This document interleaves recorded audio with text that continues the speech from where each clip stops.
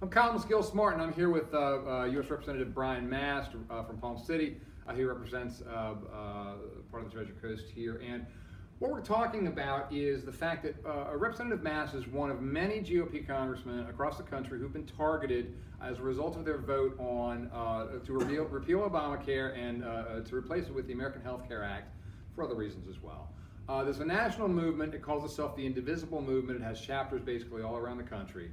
There's actually a manual online that tells you how to sort of go about this. It's almost sort of based on the Tea Party.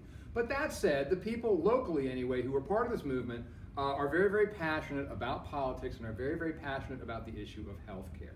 So a couple weeks ago, I interviewed Representative Mast here, and we talked about the folks who are showing up at most of your events, I guess, to voice their displeasure, that sort of thing.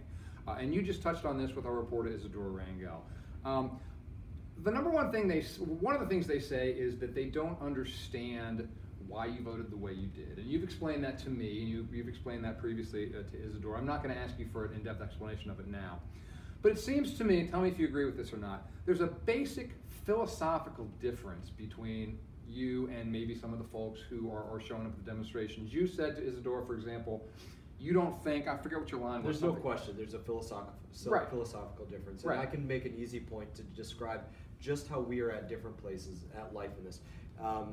And you can see this at different town halls and events where this is played out. One of the most common arguments that I get today about healthcare is not, and this largely comes from the Indivisible groups, it's not acknowledging that there was major problems with the ACA.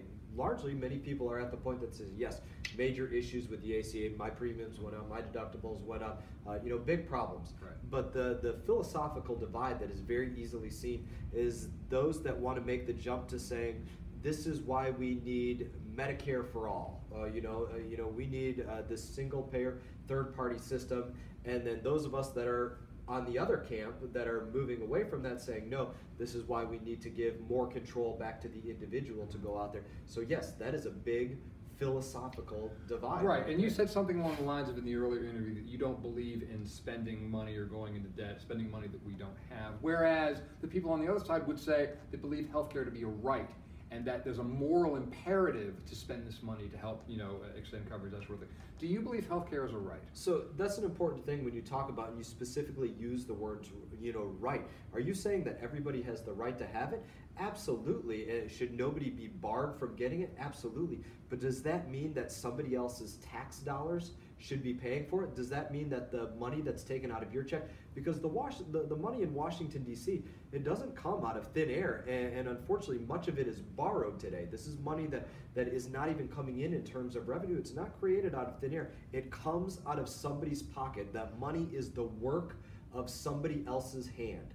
So when you're arguing for anything like that, you're saying you want somebody else to pay for your health care. That is the argument that's really going on right there. So yeah, that's an important conversation to have. People get the right to have it, but that doesn't mean that they have the right to have somebody else pay for it. Right. And that's the philosophical divide. Right, exactly. And one of the major features of the American Health Care Act is that it does lower the deficit now, I guess with the MacArthur I think 119 or 119 it is billion. now. Previously, the previous version would have lowered it by more. But that's an important thing for people such as yourself, right?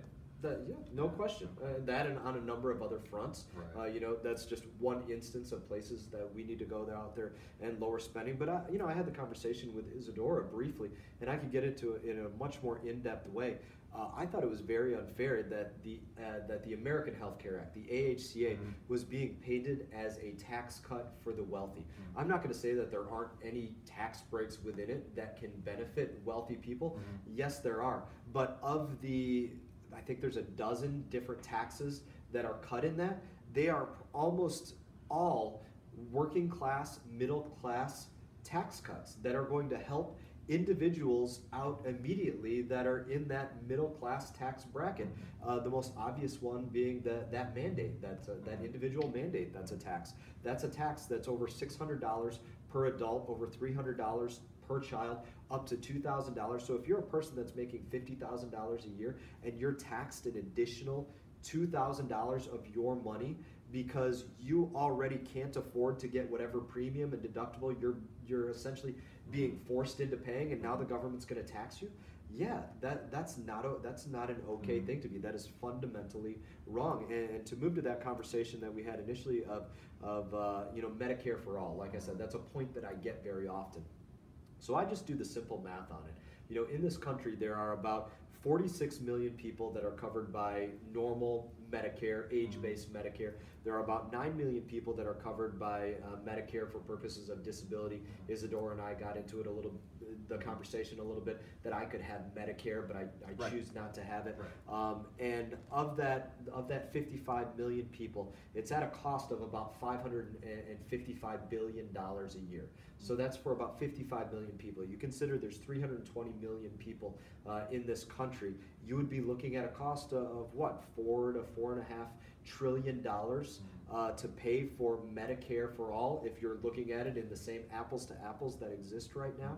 And then, by the way, you get less control of your own health care, and it's now going to be rationed, which is what happens in places like that.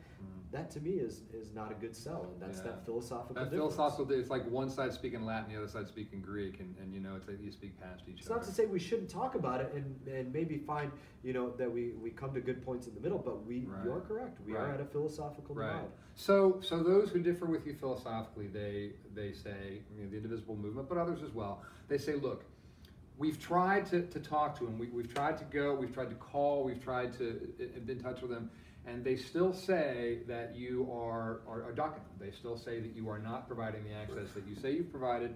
They say, one guy on Facebook, the Indivisible Martin Facebook page, said that they came to deliver postcards to your Port St. Lucie office, and they'd locked the door. Is stuff like this happening? I mean, that doesn't. So Port St. Lucie office, number one, and Isadora and I were talking about this off the record for a few minutes. The Port St. Lucie office, it's an office smaller than this little studio here. The door locks automatically when you close the door. If I go to the office, I have to knock on the door in order to get in. This is the same office that my predecessor has, and that when you meet in that office, there's basically just a large room in there where everybody meets. So we have people wait outside in a bench that's outside of that office, and people can't come in. There are privacy issues about letting people in to hear them while other people are having conversations. So no, nobody's ever locked out of there. But in that specific case where you're talking about, it was a specific case where people from Indivisible came in there, whether it was to deliver postcards or whatever else the reason was. They were plastering things up on the wall. This is a city hall building, mind you. There's a law enforcement officer in there. There are other people there to pay their water bill or to do any number of other things in this building.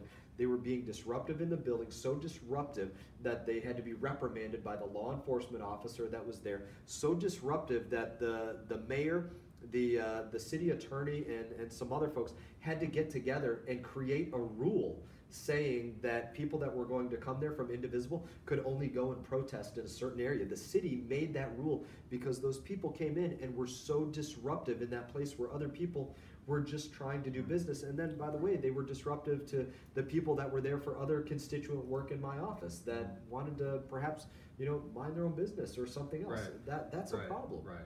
Now, but one other point on this, to say that people are not getting access, Isadora and I got into this already as well, that is not a fair statement. Like I said, I spend every moment that I can, whether it's in a car here, whether it's in my office here, whether it's in my, the offices in Washington, D.C. I Skype with people. I meet with everybody that comes to Washington. When I'm here back in the district, it's meeting with these people constantly. I think I don't know which specific Indivisible groups that they are, but I would say that in office, I've probably had 2 or 3 separate meetings with Indivisible groups. Indivisible hosted their own town hall down in Palm Beach County. They've attended my other town halls. People get access to me. I hope people can acknowledge this. I get requests for access from 3 counties and also from people around the country. It's a first come first served basis, and we try to get everybody on the books, and I try to find every minute I can to do it. But the time is limited to do it. But I try my best to get to it. You mentioned that you're hoping to have an upcoming town hall. And on your Facebook page, you've been asking people for input on where it should be, that sort of thing. They'll certainly be there. Your critics will certainly be there. Is that an issue for you at all? I mean, not at all. Okay.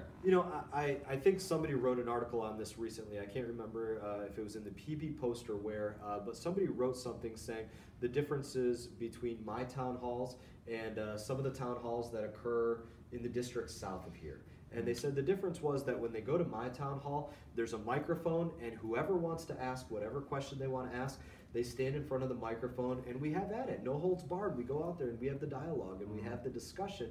And when they go to the other town halls from some of my colleagues that are down the road, it's they have to submit a question in advance on a card. There's no microphone in the audience, and all they get to do is go there and and hear somebody read the question that was written down, and then the person answer these questions. I try to give people total access. If people have a question on anything, I think this is probably one of the more important lessons that I learned early on politically. There can be a million questions on a million different things out there. To the person that's asking the question, it is the most important question in the world. And that's why they're asking it right then. They know they're getting this one window to ask their congressman or whoever else this question. To them, it's the most important question in the world. I never brush it off. I treat it as such.